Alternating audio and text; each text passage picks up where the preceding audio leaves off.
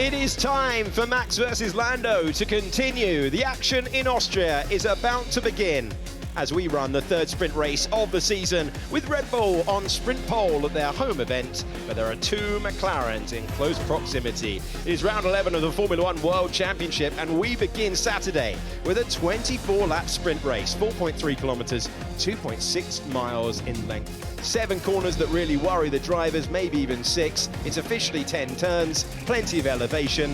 If you're a runner of this track, you've got to deal with 63 meters, the engine power required as you climb all the way up to turn number 3 before you get to the technical infield.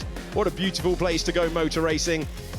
First of all, Formula One raced on the airfield back in the 60s, and then the drivers of the era didn't like it, said it was too bumpy. The locals created a behemoth in response. Back of the field, Alex Albon's going to be in the pit lane. He's changed components once again, so he is in the pit lane. Zhou Guanyu, the last car on the grid, in 19th. Valtteri Bottas, former pole sitter around here, is 18th. Nico Hülkenberg was 6th in the sprint at this circuit 1 year ago. Daniel Ricciardo, under pressure in Formula One, goes from 16th. Logan Sargent out-qualified Alex Albon for the first time without Albon having a time-deleted or mechanical problem in yesterday's session. Yuki Tsunoda's P14 next to Fernando Alonso, who's never been in the top 3 at this circuit before. Then comes Lance Stroll, the lead Aston Martin, on the grid, next to Kevin Magnussen in 11th. Charles Leclerc had an issue with the car, wasn't able to set a time. He goes from 10th. Pierre Gasly is 9th on the grid, the second of the 2 Alpines, after Esteban Ocon out-qualified him 2-1 up in this sprint format when it comes to quali.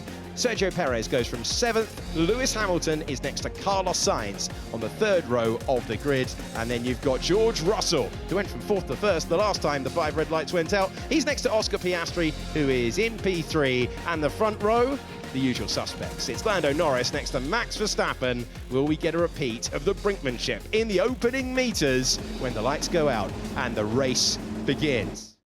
Here we go, the third sprint of the year begins when the 5 red lights go out.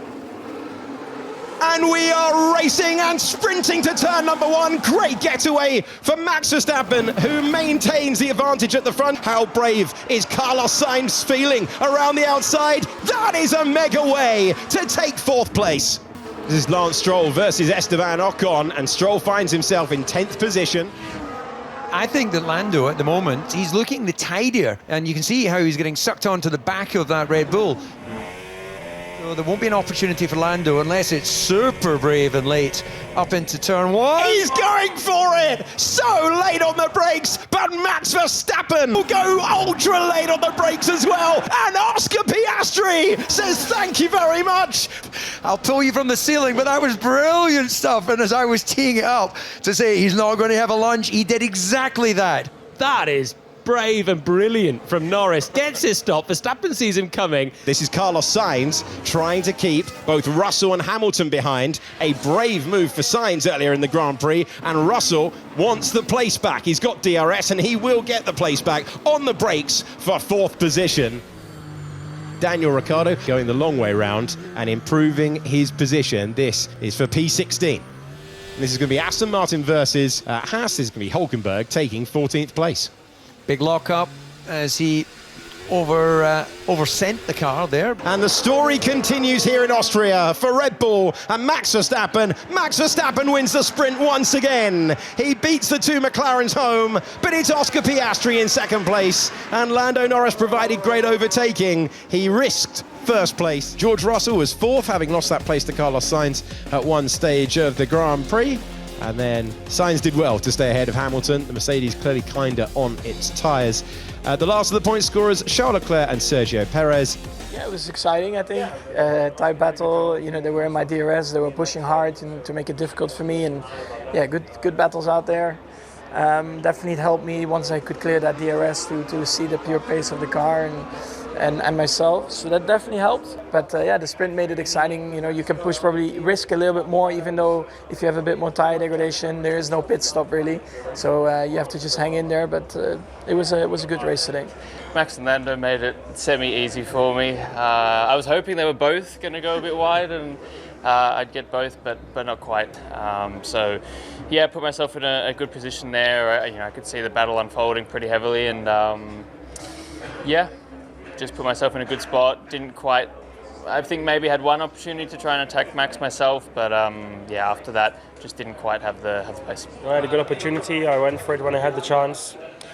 I didn't keep it when I had the chance, so that was just some pretty shocking decisions by me. But yeah, nice to have a little battle for once. He did nothing special. I just did a bad job. So no, I'm happy. I think the pace in the car was good. Probably not as good as Max. I think clearly the Red Bull was quicker in both quali and the race, but we'll see if we can make any improvements to get that a little bit closer. The car was feeling okay, to be honest. I think it was in line with our expectations. We know we're probably about a tenth and a bit behind McLaren, and probably 2 tenths behind Max at the moment, same as what we saw in Barcelona. But the good news was ahead of Ferrari, ahead of them yesterday. Let's see what this afternoon and tomorrow brings. But yeah, we've got to keep on pushing, and hopefully more to come. Yeah, it was a very strong start. Good move around George, but then we started facing some brake issues at the first few laps with lift and coast. Managing the brakes, we lost the DRS of the McLarens, which in the end it meant we had to give DRS to George, and George managed to pass us. Then trying to stay close to him, I think the Mercedes were just a tenth quicker than us this weekend so far. Managed to keep Lewis behind, but I was like this all race, so hopefully we can make the car 1 tenth faster for quali and the race tomorrow, and shift that little advantage they have.